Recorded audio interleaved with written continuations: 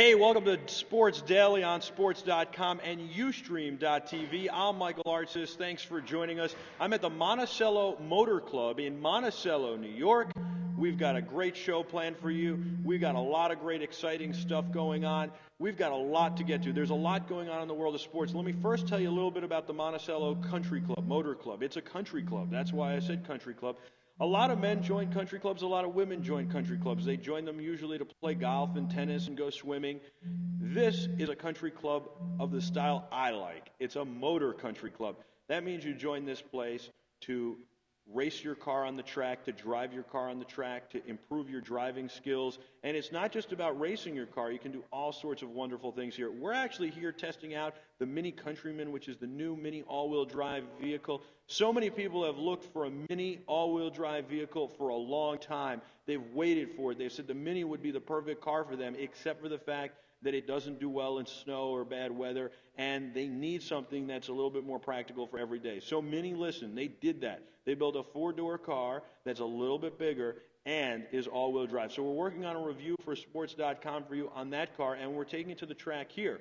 We're not only taking it to the track, we're also taking it to the streets, but we want to see how it handles. So far, so good. It's a really fun car to drive. It's an automatic with the 6-speed automatic with the paddle shifters, which makes it even more fun to drive. And in addition to that, it is a really nice car. It's still small. It's still a small footprint, and it still feels all Mini inside, but it does give you 4 doors and a little bit more room for cargo and for passengers. So you'll have to check out Sports.com for more of that. And we'll bring you some footage before Sports Daily is over, but we're having a lot of fun with that. Later on in the show, the president of the Monticello Motor Club will join us to talk a little bit about what they have going on here. As I said, it's more than just racing cars. It's more than just testing cars on the track. They have a lot of great things going on, and it's a great place to join. We'll tell you more about that. You can see the GT40, the Ford GT40 sitting behind me. It's a beautiful car. I think we might roll that out later, which is exciting and should be a lot of fun, and we'll bring that to you on Sports.com as well. So we've got a lot of great stuff going on. We've got this great show, and then we've got some news to get to. Well, one of the things we've got to get to is the fact that Barry Bonds was convicted of obstruction of justice, which makes no sense to me because I don't know how you have obstruction of justice without perjury, and I'm not really clear on that. And I don't really understand the Barry Bonds situation at this point. I've said long ago, why are we going after Barry Bonds for this? It seems so silly. Maybe he lied to Congress, but so many others did, and proving that on the basis that he said, I didn't knowingly take steroids, is such a hard case to prove. All we're doing is trying to vilify this guy for no apparent reason, and I don't really understand what we're doing with that. And so I'm glad to see the trial come to an end. I'm sure that he'll get home arrest for 6 months, or he'll do 24 to 48 days in jail, maybe 90 tops. And I think we can finally be over with the entire Barry Bonds saga, which will be nice. He's finally admitted he used steroids. Okay, so that's out of the bag. We know that for certain now. I think we knew it before. It was kind of obvious. Obviously, there's a whole slew of baseball players that use steroids, and there's no doubt in that.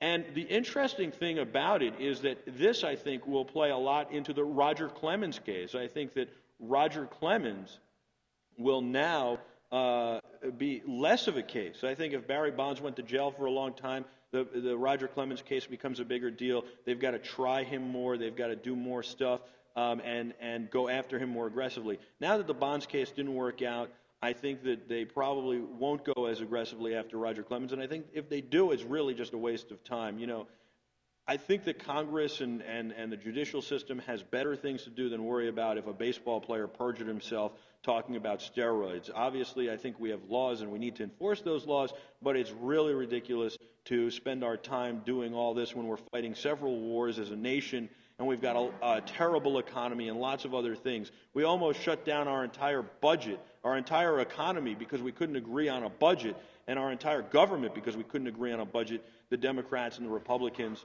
But we were going to try Barry Bonds and sit and worry about if Barry Bonds perjured himself.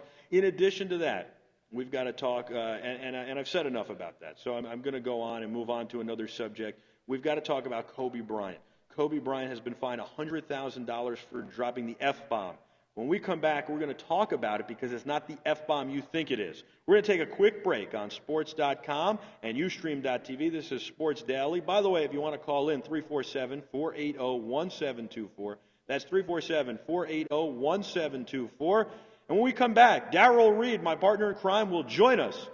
He got stuck in a little bit of traffic, but he's here at the Monticello Motor Club. Traffic on the track, unbelievable. It's hard to believe. I think he was out in a CTSV, a Cadillac CTSV, and he didn't want to come off the track. We're going to find out about that and more. He'll definitely be driving that car later on in the day.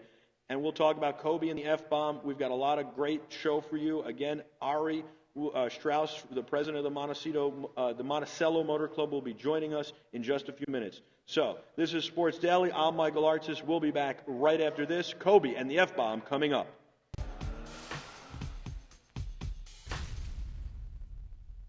Live on Sportce.com.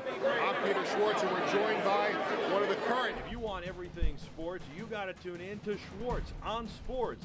Tuesday nights at 8 p.m., Peter Schwartz, the esteemed broadcaster, takes on everything sports. He's got everything from high-end pro sports like the NFL, NBA, and Major League Baseball to alternative sports like extreme games, lacrosse, tennis, golf, and everything in between.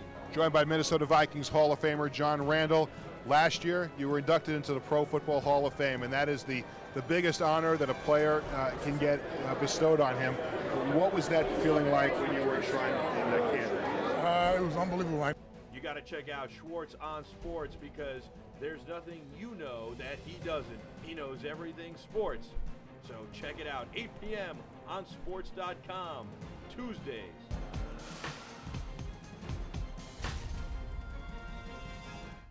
I'm Michael Artsis. I'm Justin Tucker, the New York Giants, and you're Sports Daily here at the Monticello Motor Club in Monticello, New York. This is a country club for motor cars. It's really an amazing place, and we're going to find out a little bit more later. It's crazy up here, yo. Like, it's past Catskill, right? Catskill. I don't know if it's past Catskill. You know what it's past? It's past the Woodbury Commons, and that's about as far as I go. I seen Catskill. I don't know the way I went. I don't think it was the Catskill. Well, that's why you're late. You went to the Catskills and came back. Like, I went way too far. Whatever. Well, what do you think of this place? It's pretty amazing. Yeah, I took the range on the track real quick and went crazy. So we were just talking about Kobe Bryant and the F-bomb. The F-bomb he dropped is fag. And he called an NFL referee faggot. It's not the other F word. And it's a derogatory word towards homosexual people, and it's not acceptable. So newsflash to Kobe Bryant, that word is not acceptable any longer to call somebody who is homosexual. I don't think nobody really even uses that word on the basketball. Like, he's like, oh, that's something that's said all the time. But I don't know, maybe amongst players. But is it said on the football field? Not really. Like, that's like a kid word, like you said when you were a young kid. I would think that when you're in it seems like a very elementary school or middle school thing to say. Not anymore, but like when we were kids. Because I don't think, I've been around a lot. First of all, I've been around a lot of NFL guys. I've never even heard anyone say it. And I can't think of a time where I've been on a sideline and heard it in any sport. I certainly don't feel like even guys, when guys talk trash, they don't seem to be talking, calling people gay and things like that, which is unacceptable. But they more or less just cursing them out, like, you know what I mean? Like, you might call them the B word or something like that, but you know what I mean? Like, you know what I mean? Right, but you're not going to say that. So it's totally unacceptable. And Kobe Bryant has apologized. He's facing a $100,000 fine from the NBA, and he's been talking to gay. Chump change for Kobe. Chump change. Do you think, though, that that's really chump change? For saying him. One word, though, do you think he just writes this off, or he takes it seriously because of that? He takes it seriously because of the publicity, the negative publicity he's getting. It's not about the money. It's more about the publicity to me. I think it's got to be about the money. I think that $100,000, even if you're Kobe Bryant making $12, $14 million a year, chump change. To me, it's a lot of money. To us, it's a lot of money. But you think it's chump change even when you see it's a lot. It's a lot of money, though. You know how I know it's chump change? It's less than that car, though. In the NFL, I got fined. Yeah. But you didn't get fined $100,000 at one time. No, but I got fined $25,000. Yeah, and you didn't care. Well, I cared, but it wasn't that big a deal. Just another day at the office? No, definitely not another. So it was a big deal, and I'm sure your financial advisor was all over you. No, it was like, hey, listen, I got fined. It is what it is.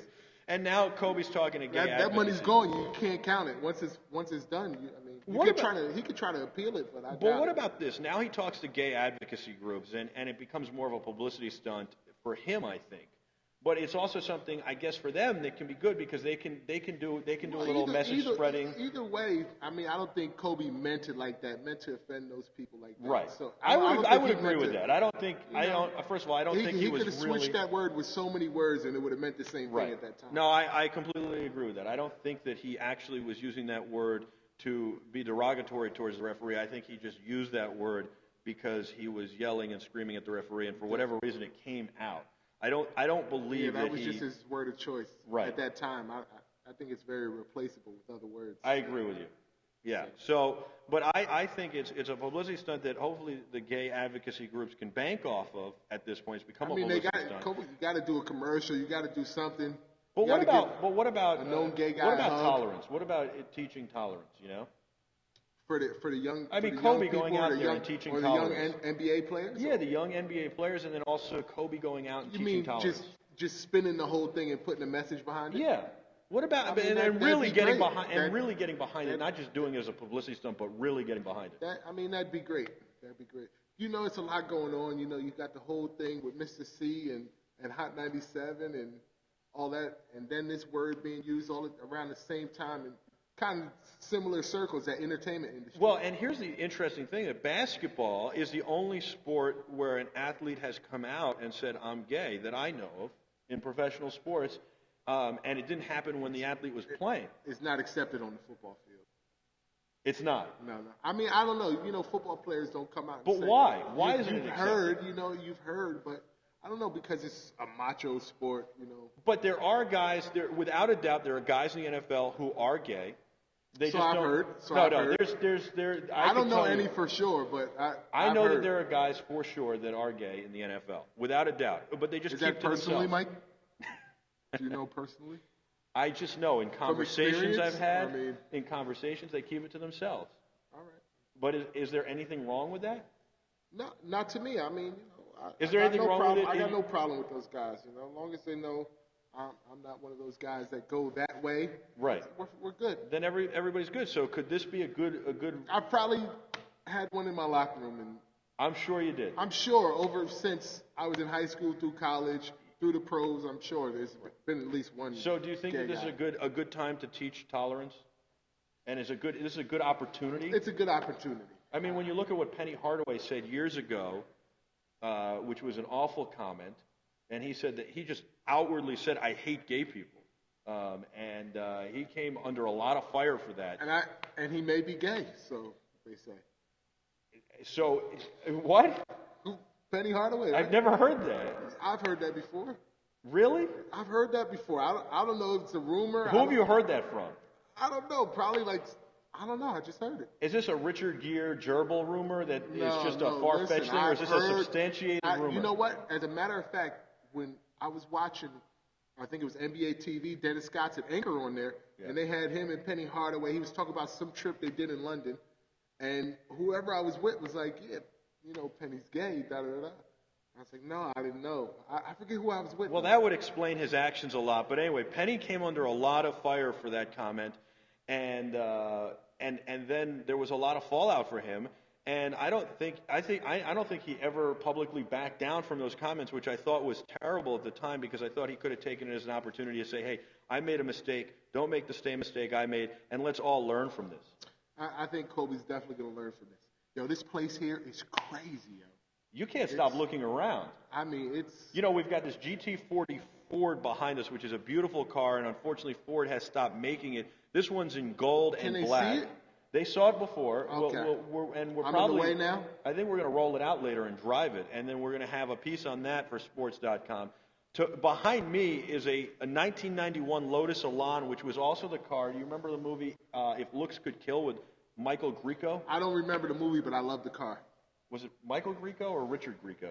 I think it was Michael Grieco. It was from 21 Jump Street, and the movie was called If Looks Could Kill, and it was a spoof of a James Bond movie, and the car was a red Lotus Elan that they put missiles in and all that stuff. Yeah, the car is hot. I know that. It is. And then we've got a Rolex Cup race car. It's a Porsche Carrera turned into a race car for the Rolex Now that's Cup. what I'm talking about. And by the way, there's Carrera, I used to like those when I was young. My mom loved Porsches. Yeah. So I love Porsches. I really like them. It depends what year. I really like the 97 I like the Porsche 911s. Turbo S's. I remember the 911s. Yeah. Well, they're mostly there are the Boxster and the Cayman, but and now the Panamera and of course the Cayenne. But for many years, the only car that Porsche made was the 911, and it was just variations of the 911. One of my favorites is the 97 Turbo S, which is a very wide-bodied car for them, and I saw one in silver the other day, which just brought me back. And then you remember the one from Bad Boys is the 94 3.4 Turbo. I remember the car. That's a beautiful car as well. This one I believe is like a 2001 911 997 body, which was not one of the favorite cars, but it was the first time they had a water-cooled car. And it was this one, but this one's for racing, so it's been modified completely. Yeah, definitely modified. It's got orange tips and orange on the mirrors. It's like hot. It's crazy in here. And we'll show you a shot of that before the end of Sports Daily here. I'm ready to get back on the track. We got to get you on the track. You're going to be driving a CTSV I was on as the well. track, man. I had the range like the range don't tip. You know what I mean? So I was pushing it to the limits. I bet you could tip it at a certain speed. I'm But telling you. the Range is a great car, by the way. I love that you get about 8 miles to the gallon supercharged with that thing. Exactly. And we've got the Cadillac CTSV, which you're going to drive, which I think I is should have cool. rode with you up here. That's a real hopped up car. You should have rode with me. Yeah. The offer was there. You just didn't want to wake up when the crows get up. Listen, what time did you get up? 5, 6? 7. All right. Yeah. You got help though, man. You got help getting up. I don't have help. Or getting here. I have help getting here, not getting up. I have to get myself up. I have to dress myself like a big boy. Listen, but my wife Jill does. She does. My wife Jill does take good care of me. She did help me get here, and so that was a big help. And she's been doing a lot of stuff here. She's even shooting a segment. She's been shooting the mini segment with Erica DeTota, who's a rally race car driver. She could have shot when I was out on the range, man. Well, we'll have to get that later. Yeah. How was it out there? It's hot. It's like a track out there. It's like, I don't know. It's like an open road. Now, what do you think? With no cops. What do you think of the idea of having a country club instead of playing golf, going swimming, and playing tennis? This being your country club, you can tune your car, you can tweak your car, you can talk cars with guys, and you go out. I'm sure people would love it. They probably have illegal country clubs like that now. This is a legal, very legal motor car country club.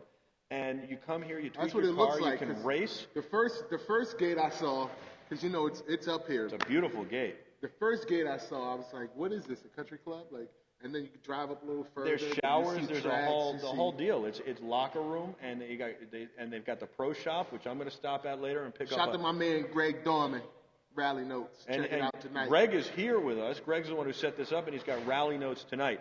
So we've got a lot more to get to. We're going to take a quick break, and we're going to bring the president of the Monticello Motor Club on when we come back. And then later in the show, we're going to talk about Josh Hamilton and his apology. Maybe he's got to teach Kobe Bryant how to do that. I told you. Good move on his part.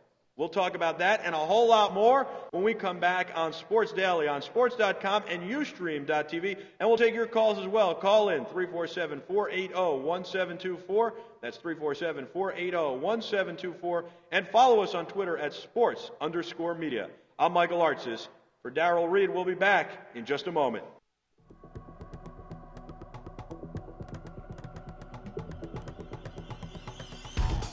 Welcome to Sports. My name is Greg Dorman, and this is Rally Notes.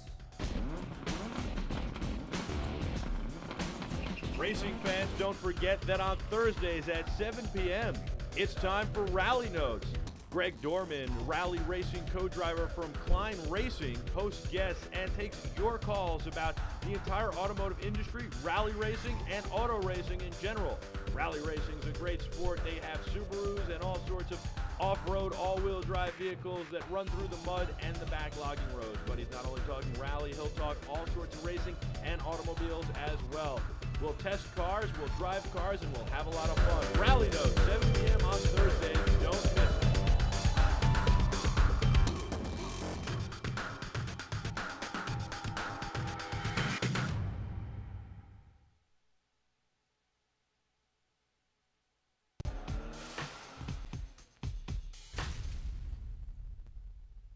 Hey, welcome back to Sports Daily. I'm Michael Artsis alongside Darrell, Reid. We're at the Monticello Motor Club in Monticello, New York. We have a very special guest joining us. He's the president of the Monticello Motor Club, Ari Strauss. Thank you for joining us. Thank you for having me. So tell us a little bit about the Monticello Motor Club. It's basically a country club for men and women with their toys. And by toys, I mean cars. I love this concept because instead of having a swimming pool and a golf course and a tennis facility, you've got the showers, you've got the pro shop, you've got the snack bar, but you've got a track and a garage. Right. Well, you keep talking about toys and showers, so let's define. We're talking about exotic cars here. And think of a very high-end golf course, but replace all the links with 4 miles of asphalt, a billiard smooth asphalt with rights, lefts, ups, downs. It's 4 miles of 450 feet of elevation change, 18 turns, one of the best racing tracks in all of North America. And this is a place where people who love cars can come and drive the way they were intended to be driven. How did you think of building this, and how did you lay the course out? What is the design behind it? The design behind it is really Brian Redman, who's one of the best-known and winningest race car drivers in history. Brian Redman and some site engineers who have a history of designing racetracks came here, looked at the landscape that you have outside, and said, wow, we've got these rolling hills, 670 acres to play with. What would be the best possible course that drivers would love? And what would work for a country club motorsports park that works for people who have never done this before, which makes up about half of our members, to people who do some track days during the year, to professional racers. And that's how they design the track. I think that's the best thing, is that Darrell and I can get out here not being professionals. My wife is here. She's shooting a segment. She was out on the track before. And then we're out here with Greg Dorman and Erica DeToto, who are rally race car drivers and know a little bit more what they're doing. But really, it's challenging for them, yet we can do it and not worry about hurting ourselves or our car and have a nice, safe environment to have fun. And it's more than just getting out there and racing. You can learn a lot. And you've got programs to teach people safe driving and all sorts of other things and events, just like a regular country club would have, that people could participate in. Can you tell us a little bit about those programs and what goes into that? Of course. Well, Darrell, let's use you as an example, okay? You love Ferraris. You have a brand new 458. You know, it's the third car that you've owned. And you say, wow, I finally have my own place that I can play and learn how to drive the car the way it was meant to be driven. Because if you do that on Route 17 around here, about 5 minutes later, you're getting pulled over. So you'd come here and have a professional instructor that sits right seat with you in the car, gives you classroom time, and teaches you the art of high-performance driving in a controlled and a safer environment. Within sometimes a day to 2 or 3 days, you'll get to the point where you can go out there on your own, safely, and know the basics of what you're doing. There is a science behind it, whether it's golf, whether it's tennis. There are some real basics and mechanics to learn about the art of high-performance driving. Eventually, you might say, I'm ready for the next step. Now, I've been doing it a while.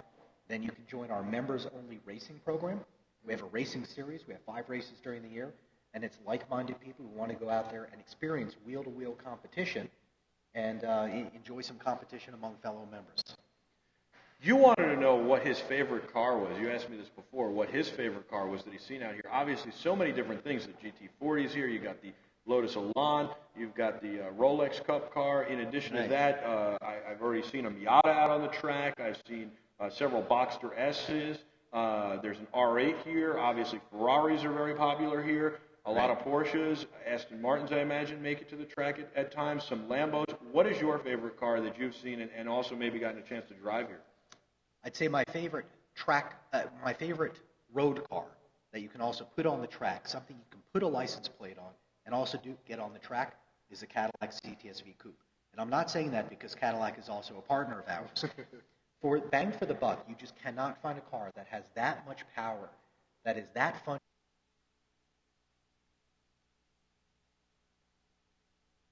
Ride, and then you come right onto the track, get on there.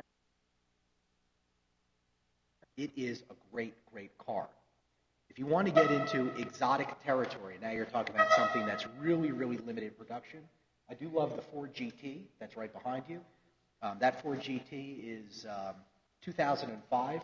Ford made it as a historic contribution to their GT40 winners. They made only, I believe, 3,500 or so of them in 2005 and 2006. That car puts out about 556 horsepower. Even you could fit in it. It's a car that's pretty comfortable for a big guy to get in. So is the Cadillac. But best car for the road that you can also stick onto the track, that would be a Cadillac CTS-V. They're a sedan or a coupe. I got to get in one of these. I got to try. We're going to get you in one today and then show you a good time around the track. A track purpose car, I mean, people are taking, as you see outside, Porsche Boxsters, Porsche Caymans, and converting them into a car for just the track. As you take one of these cars that used to have a license plate on and you put a roll cage in it, you put in different suspension, you put on different tires, it gets better and better on the track, but it's worse on the road. It's not very comfortable to get in one of those cars and feel every little bump that's around the Well, and so I like something like the CTS-V or something else similar to it because of what you just said, whether it be an STI from Subaru or an M3 or any of these, even a Cayman that's kind of a little bit modified but not fully track modified, because I like the ability to take the car back onto the street and still also, again, be comfortable. You don't want to be hitting those bumps and have your suspension so stiff that it's like slamming into the water from, a boat that's, one of those speedboats that are really fast. What is your favorite part about the track for yourself? The favorite part about the configuration of the track? No, I just mean like the whole environment. Is it the camaraderie? Is it the fact that, there's a regular guy out here who's been coming here, and I see his trailer right now, and this guy has put out a trailer with 2 cars in it, and has got really into racing, and he started like a regular guy who, had a couple bucks and took this up as a hobby, obviously an expensive hobby, but has gone out and spent, a lot of money and has a whole race team for himself and comes out here and really practices and hones his skills. I mean, it's so nice to see that he can get himself better. I'd say there's 2 things that are the most rewarding here at the track. Number one is taking somebody who never thought they would do anything like this, come here, experience at the track, and use it as a place to also bond. One of the most exciting times that we have here as owners of the track is to see fathers and sons, and we actually have a female member who joined here with her son to bond with her son, and they come here and they drive together. They've learned the basics of how to get out there together. They own race cars now together, and you see them out there chasing each other and driving, and now in the member race series. Watching family bonding that develops over time here at the racetrack, doing something that's a very intimate and exciting sport. I mean, it's very adrenaline pumping, and afterwards you're very excited about it. And you started from not knowing anything about how to do that. That is really exciting. Number 2 is taking somebody who's brand new to the sport and watching them evolve from somebody who's never been on a racetrack in their life to being a professional race car driver. So outside, for example, you're talking about Mr. Steve Goldman. His name's on the trailer, so it's public anyway. He is fairly new at the sport. He has a history of being a competitive guy and competing in road racing on bicycles. Wow. And he got into the sport, fell in love with it. He got good fast because here at Monticello Motor Club, members have almost unlimited access to the track. So he was here a lot working with professional instructors, practicing, getting better and better. Did well at club racing. Kind of the first start, did our own member race series, did well, then did some club racing like Porsche Club Racing, and this year he went pro. He's now professionally racing in the Grand Am Series. In a few weeks from now, you'll be able to turn on Speed TV and see him right on there with his name coming across the board on Speed TV at VIR. And I saw your logo on the trailer too, so that must mean that it'll be your logo on the car as well. That's right. We're proud for Steve Goldman as a happy member of Monticello to also let people know where he got his start and to help advertise. That's really amazing, and that's got to be the coolest part. Well, this is a place I know that the bonding is good, but just seeing somebody grow.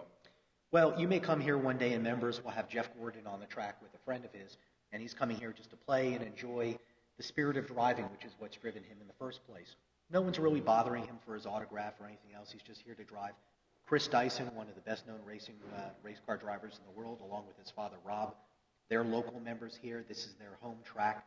So on any day, you might see 10 people who are brand new at it, out there working with some instructors, learning, and then following their session might be an advanced session with some drivers like Steve Goldman, new to professional racing, and he's out there with Rob Dyson and Jeff Gordon. What about the idea that you've got super fast cars, and then you've got, I mean, if you think of a Mazda Miata, you think it's a really, not a fast car, right? And there are Mazda Miatas that have been tweaked, obviously, they've been upgraded, but they're out there, and it's kind of like a good starter car, and it's good for some people, but they're on the track with the Porsches, and the super fast cars. So how do you reconcile the fact that they're out there with the super fast cars, and also how do you make those people feel just as welcome as the guys who have the more expensive cars? It's a great question. The skill level of the driver is actually even more important than the difference in speed between the cars. In an advanced session, for example, a skilled driver, a professional driver, might be out there in a spec Miata. It's basically a Mazda Miata pulled apart and turned into a race car. They're not very fast, but they're really, really fun, and they're great bang for the buck. That car might be out there at the same time as Chris Dyson practicing in an LMP2 car, a Le Mans prototype car. The closing speeds are tremendous, but they're both professionals. They know how to watch their mirrors. They know how to get by each other safely. Racing often has fast closing speeds. We have a touring group that is geared towards beginning drivers, working with instructors. There, the closing speeds are a little bit closer, and the skill levels are closer. But as you build up in speed, you can be out there with cars that have very different speeds out there and closing speeds, and it's still safe. It's a controlled environment. You don't have to worry about someone suddenly pulling out in front of you, going the wrong direction, talking on their cell phone. Hopefully, we don't like people using Bluetooth when they're out on the racetrack. Do people do that? No, of course not. Okay, just checking.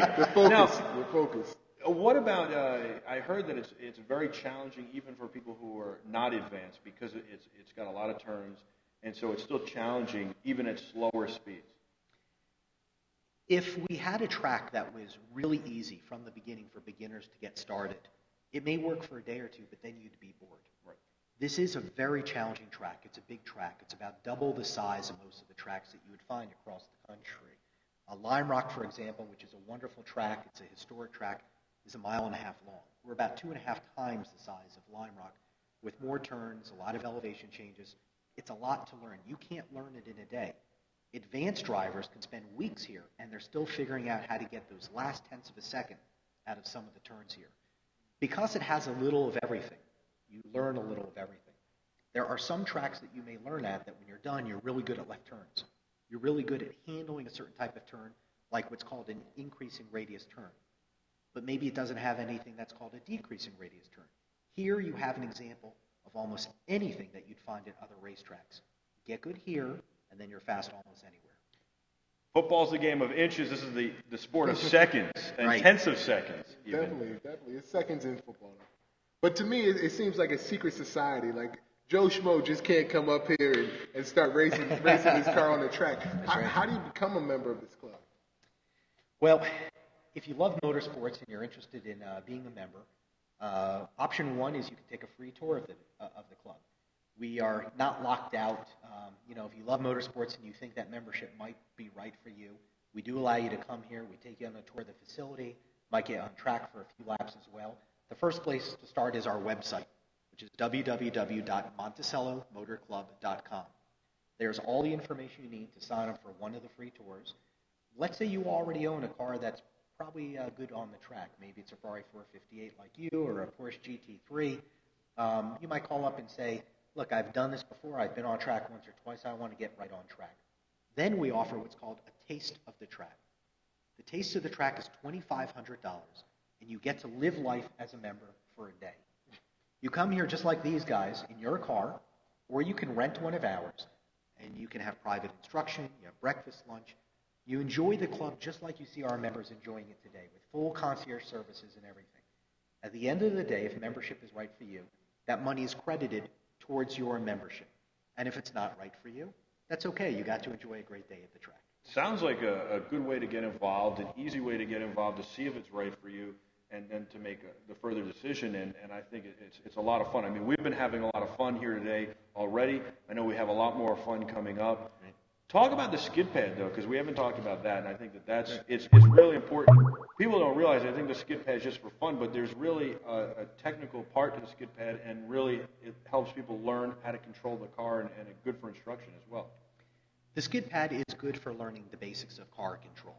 There, what we're doing is, and often wetting down the skid pad, is you learn to drive a car when it's out of control under different environments, dry, wet. We can even replicate ice conditions out there.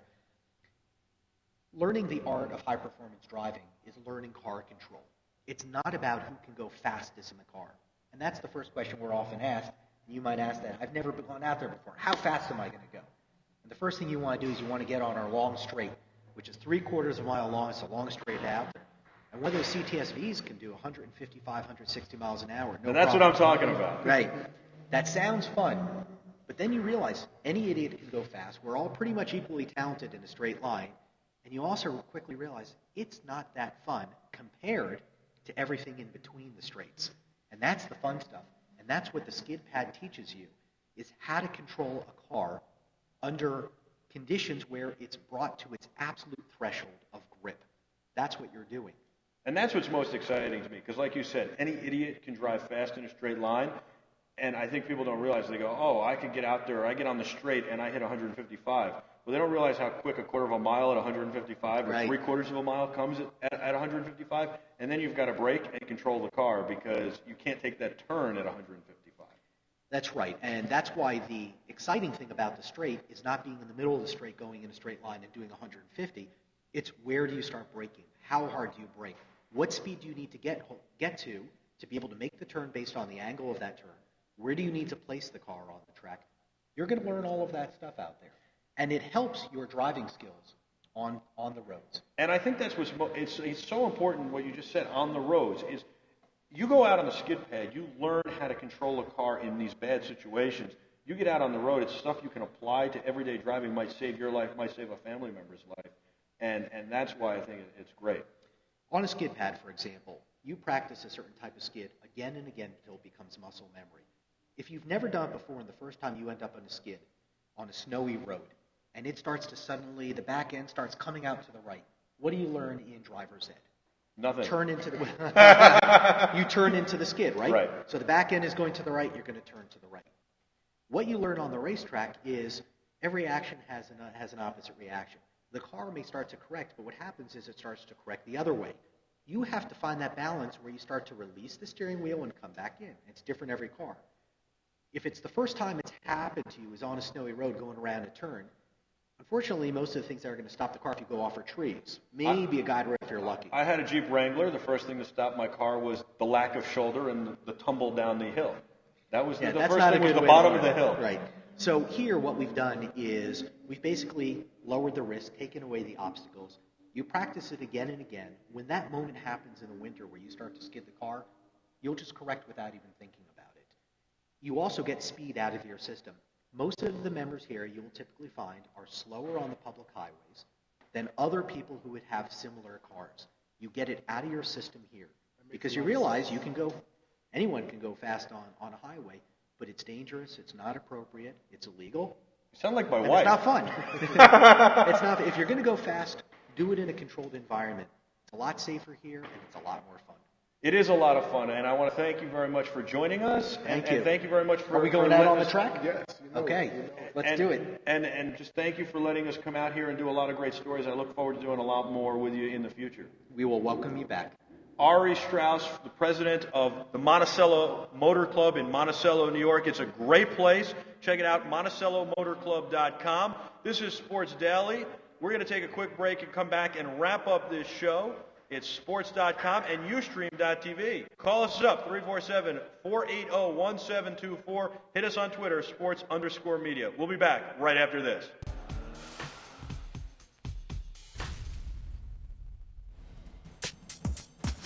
Hello there, everybody. Welcome to the Warning Track. I'm Matt Mankiewicz.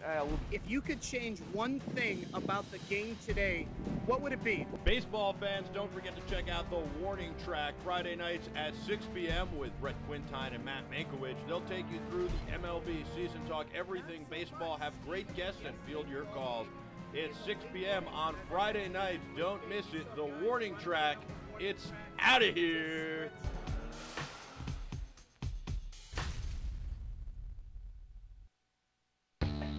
I'm Justin Tucker, the New York Giants, and you're watching Sports.com.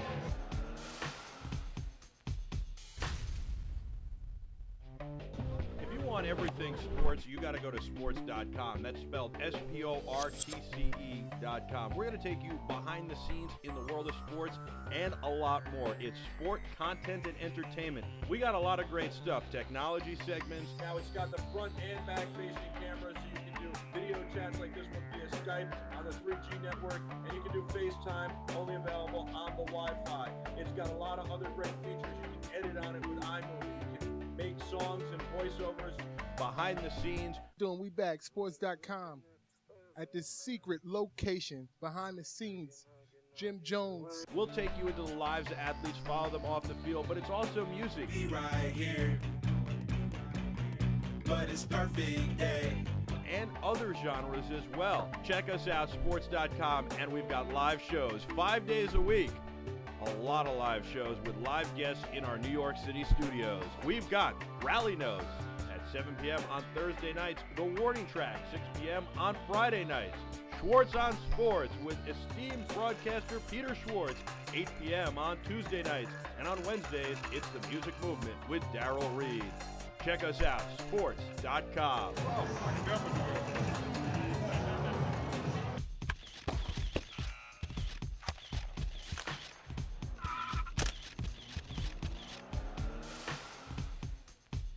Welcome back to Sports Daily. I'm Michael Artsis alongside Darrell Reid. We took a road trip today, a field trip. My mom signed my permission slip.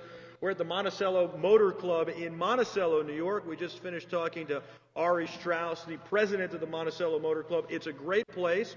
It is a country club for cars. So instead of playing tennis or golf, you come here and you drive your car on the track, and it's the same country club experience, except you can tweak your car and race and have a lot of fun. Darrell Reid alongside me for Sports Daily on sports.com and ustream.tv. We're having a lot of fun, aren't we? Yeah. Let me just tell you guys, Mike's so foolish. He tells me, while the Ari guy's up here, that he was waiting for me to ask a question. Mike, listen. Look, I was going to bring that up. Mike's the car guy, no doubt about it. He knows more about cars than I, and the series and the models and all of that. But he was not waiting for me to ask a question. He had a million questions he wanted to ask this guy. I asked my one question, got out the way. But I kept looking at you. I was waiting for you to jump in there with a question, and then I can't leave dead air. I wish somebody would just call in and say, Mike, you were asking a million questions. 347-480-1724. 347-480-1724. You can call up and argue with me and tell me that I was asking a million questions. I definitely was. I won't deny that. But what I will tell you is I was waiting for you to jump in with a question. Did you see and Mike we can't even leave dead air. Did you see him trying to cut Ari off because you had even more questions? Come on. All right. Mike. Well, you know what? When we do music, it'll be all you. It'll be all you. I'm gonna have some music on. I wonder if I can play some music while I'm driving. We can work that out. I'm gonna sure. talk to Ari.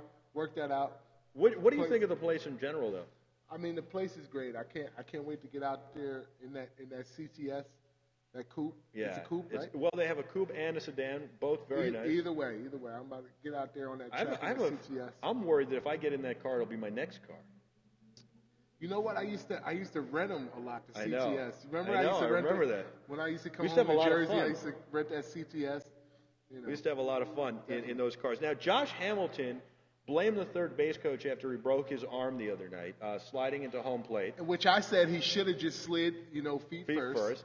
Into home plate. And I said, I don't care how he slides. You win. You play to win the game, and I think that he was looking to win the game, so he was aggressive. I don't necessarily have a problem with the slide. The manager might say, hey, you got to slide feet first. You're Josh Hamilton. You're important to this ball club. Always slide feet first. It certainly is less dangerous. You don't have to worry about concussions and other things. But no matter what or how he slid, it was not the third base coach's fault. I think in both of our minds, it was not the third base coach's fault. We agreed on that. It certainly was aggressive baseball, play to win, and you can't worry about who's on the base path. If the guy has the speed, you got to send him. And that's what he did. It was a sacrifice or a pop-up, and he was trying to turn it into a sacrifice. And Josh Hamilton, after the game, said it was the third base coach's fault and blamed him and was very angry. He said it was a stupid call. Stupid play. He's now apologized, which I think is the right thing. That the third base coach sent him, right? Yeah, and it shows that Josh has really matured as a person.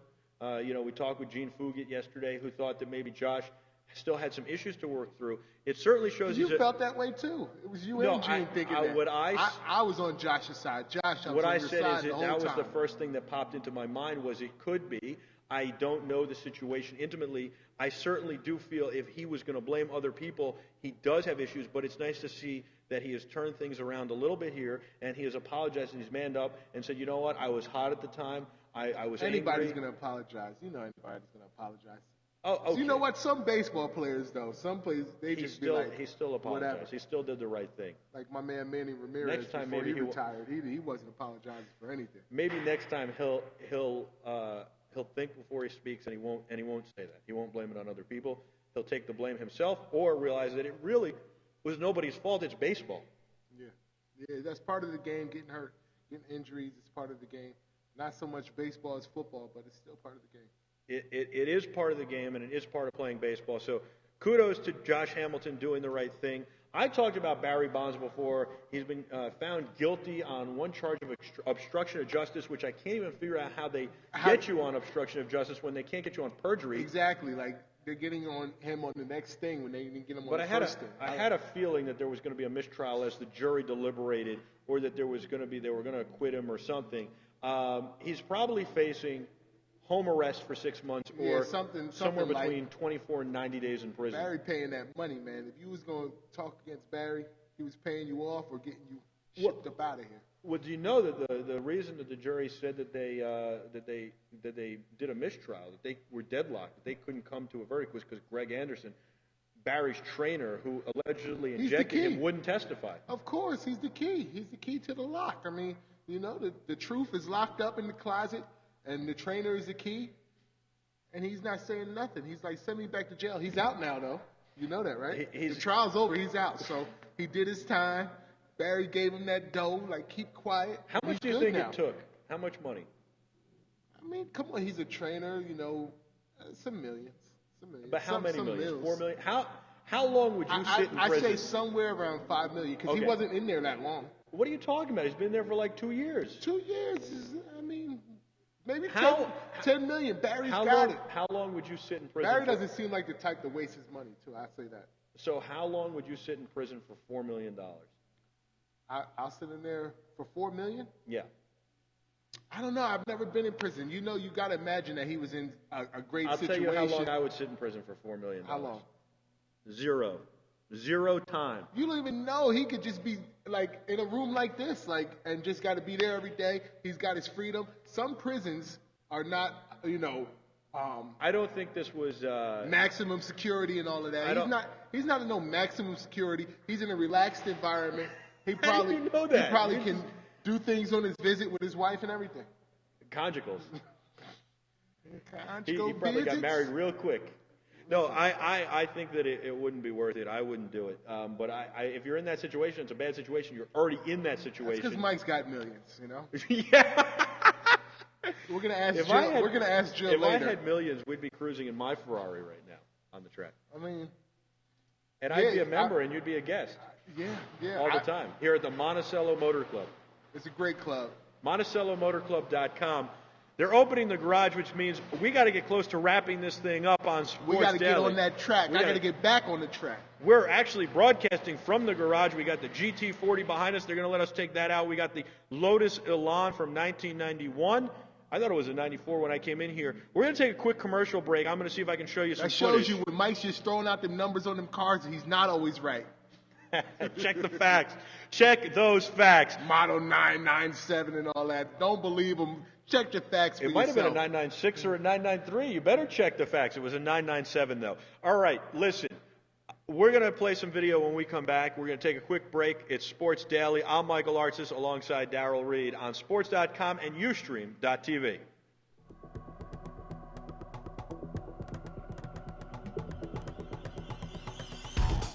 Welcome to Sports. My name is Greg Dorman, and this is Rally Notes.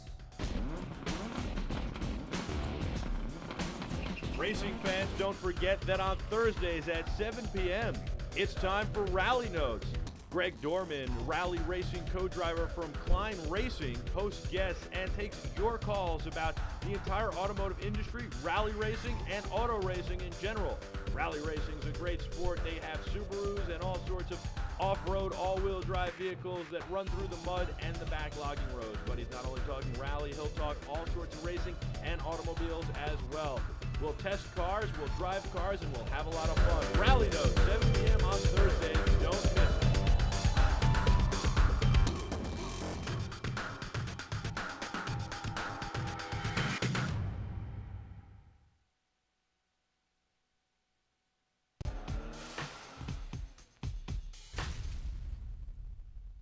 Live on Sportce.com. I'm Peter Schwartz, and we're joined by one of the current. If you want everything sports, you got to tune in to Schwartz on Sports. Tuesday nights at 8 p.m., Peter Schwartz, the esteemed broadcaster, takes on everything sports. He's got everything from high-end pro sports like the NFL, NBA, and Major League Baseball to alternative sports like extreme games, lacrosse, tennis, golf, and everything in between. Joined by Minnesota Vikings Hall of Famer John Randall. Last year, you were inducted into the Pro Football Hall of Fame, and that is the biggest honor that a player can get bestowed on him.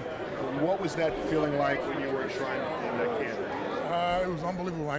You got to check out Schwartz on Sports because there's nothing you know that he doesn't. He knows everything sports. So check it out, 8 p.m. on Sportce.com, Tuesdays.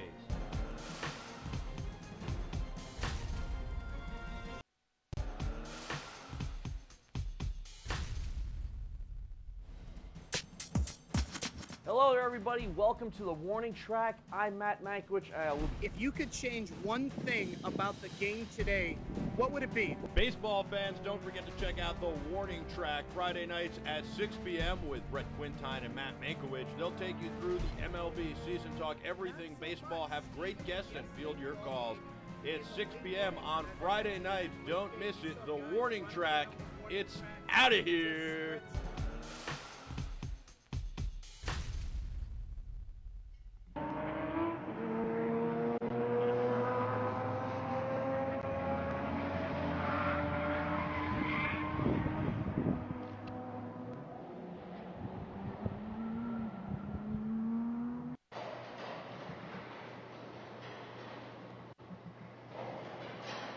I'm Michael Artsis alongside Darrell, Reid for Sports Daily. We're at the Monticello Motor Club in Monticello, New York, and that is some of the footage we've been shooting here. See that? Did you see that? I did see That's that. where we're at right now. That is the track. You know what that is? That's the Mini.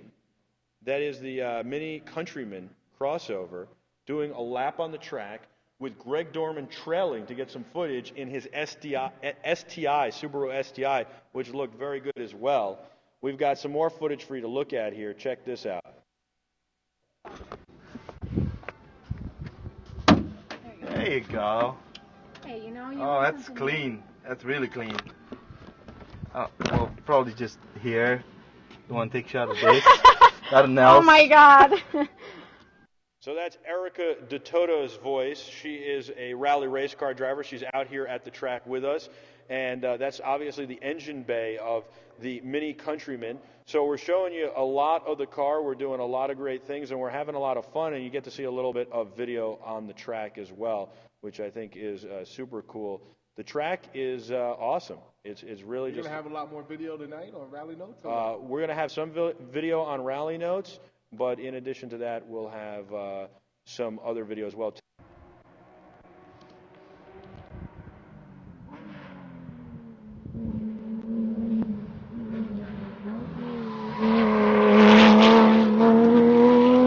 And that's the Porsche Cayman, or a Boxster that looks like a Cayman, that has been modified for racing, that was going around the track. And that's the car of Steven Goldberg, who we were talking about earlier with Ari Strauss, who has gone from a amateur racer to a professional racer. Check him out on Speed TV. Check him out on Speed TV is right, and he's obviously done very good here.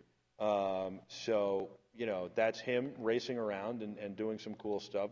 We've got a lot of good pictures Wait as till well. you see this video of me on the track. You got to see that video. It's gonna be good stuff. And I think we got one more video clip to show you, and then I think we got one more video clip and then maybe a couple of pictures. How's that sound? Then we got to hit the track. Is right.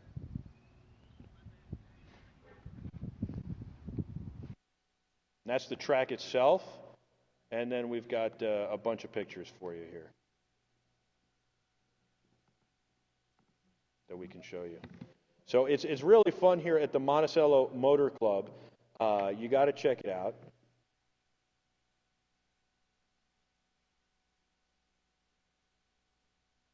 And it's, you know, you just got to. It's a country club for cars. Secret society, baby. It's not a secret society. No secret society. You know what it is? Anybody right. can join. It's a big money society. You know what I'm saying? They talking big money. But you can bring your Mazda Miatas up here, too. We'll soup them up, switch them up for you up here. Here's a good one. Here's a good picture of Greg and the STI, along with Erica Datota and my wife Jill, driving the Mini Countryman on the track. Pretty fun stuff. You know, anybody can get out here. Who was driving? Well, they both took turns, but Erica Datota was driving and Dorman was driving his STI. Here's a picture of that STI, that black STI right on the track. Souped up. I think it's stock. I think it's pretty stock. It's a pretty awesome car, though. And this Mini is definitely stock. It's a Mini Countryman stock with a 6-speed automatic transmission with the paddle shift. There's a little bit of body roll, you can see it there, but it's how it should be for the road, and it's very comfortable for the road.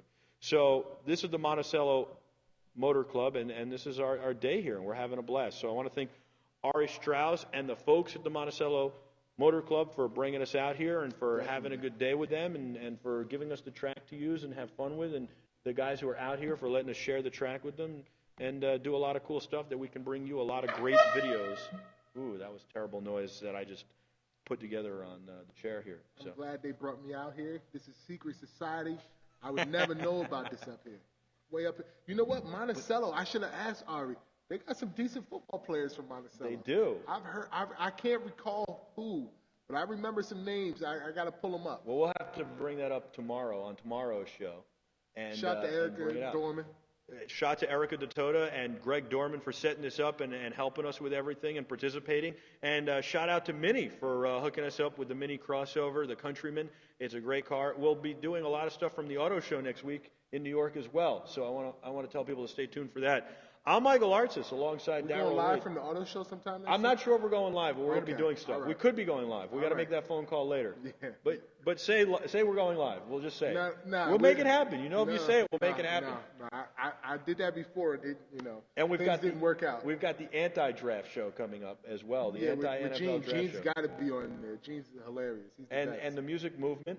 The music movement. Later today, I might do it from the track. I might do it from the studio. We'll do it. I'm just not sure yet. We'll do it from the studio. And then we've got Greg Dorman with Rally Notes tonight at 7 p.m. So check it out. I'm Michael Artsis. We're here Monday through Friday with you at 1 p.m. to 2 p.m. Eastern Time on Sports Daily, sports.com, and ustream.tv. I'm alongside Darrell Reid. We got to go, but we're going to have some fun on this track. And we'll see you tomorrow. Whip it real hard. Whip it real hard.